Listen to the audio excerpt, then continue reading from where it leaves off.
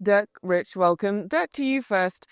There's so much talk about AI, but how are you seeing it transform Mondelez the most? Where do you expect most of the resources to kind of go? Yes, so AI is super interesting and it's really booming. I think the big risk for a company like ours is that we start to experiment in different areas, and it's not easy, not cheap to implement, and then the return on investment becomes really difficult. And so I think you can really go all in AI if it's transformational for the company. And that's where all our focus should go. So what is transformational for us? The way we relate to consumers. And if we could transform that in the way we produce communication, the way we connect to them, the way we understand them, that is transformational for us. The way we run our supply chain and how AI could optimize our plans, our logistics, and so sort of an encompassing approach to the supply chain, that would be a second big area for us. And then the third one would be internally, as we work with the people in the business, how can we make everything self-serve and AI driven? Those would be the three big areas for me where AI could really have an impact on the business. Building on transformation more broadly, Rich, I suppose, what are the imperatives for leaders? Where are the opportunities? What advice would you have for anyone going through that process? Yeah, it's interesting because we did a lot of research on this recently that's pretty timeless. And then there's some things of the moment that Dirk just started and I'll pick up on. The timeless part is great transformations. And by that, I mean things that at the end let a company grow faster relative to the market than it did before and create more shareholder value relative to the market than it did before. Those are hard to come by. And when they come by them, it's because people have balanced discipline on the one hand. It is a disciplined process to go through with creativity, with a mindset to how will we unlock innovation and growth. And they balanced winning in the medium term with delivering value in the shorter term. You've got to do both. It's not an either or. So when you say, how do you break those two paradoxes? One thing is often having one leader who can look across everything matters. We find when a chief transformation officer is involved, it really ups the odds of success quite dramatically. Second is around narrative.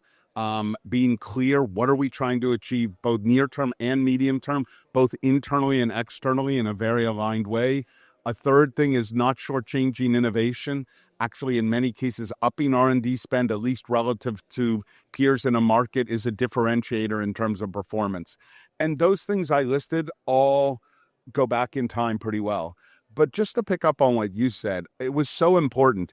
Making AI work as part of transformation now is a big deal. And it's a big deal not just to make it work in pilots and small settings where you control the data, you control the team, you control the environment. It's how to make AI at scale have impact. And making AI at scale have impact means, one, you can't do too many efforts at once because they take a lot of work to really address it. Second, really focusing on the human aspects of it, not just, and you mentioned that as among the things you were listing, that it's about the human elements of embracing AI, figuring out how it really gets used, reskilling the organization, building new muscle, changing the silos that often get in the way, alongside getting the algorithms right and the tech and data platforms right. So I think that's a new element to transformation, which has now become quite important. We're in a period of great disruption. There's so much going on, isn't there, in this space?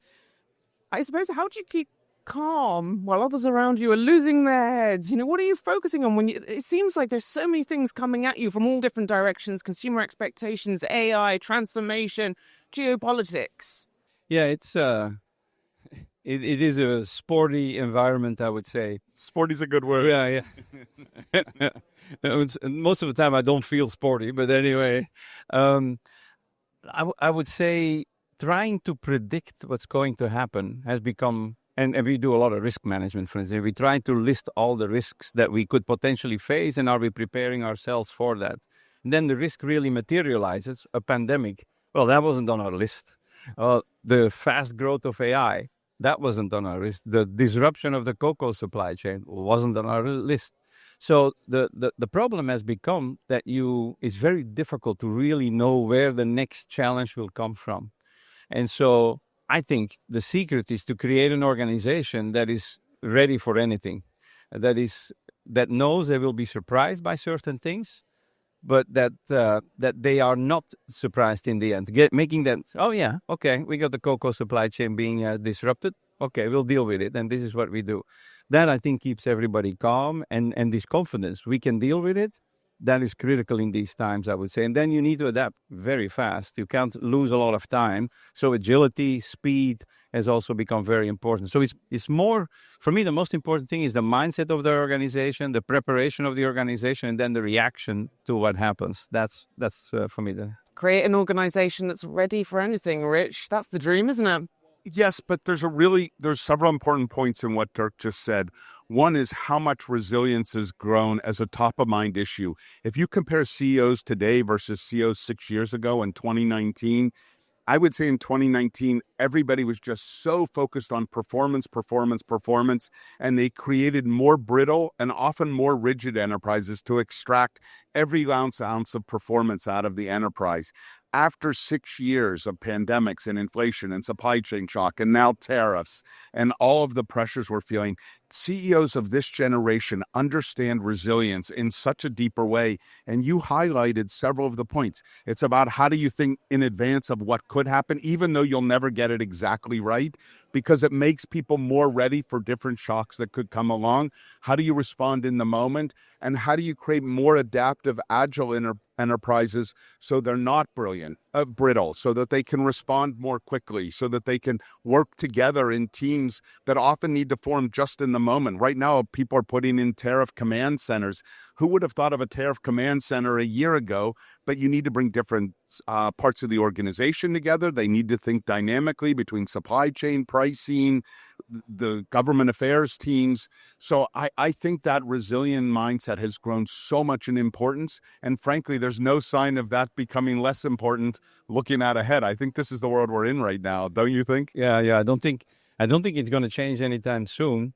And the one that I would add to all this in the CPG industry is the consumer is also fundamentally changing. So the way we've always thought about the consumer is severely being disrupted at the moment. So we talked all about the shocks that come to us externally, but our fundamental model is to connect with and delight consumers is also under pressure.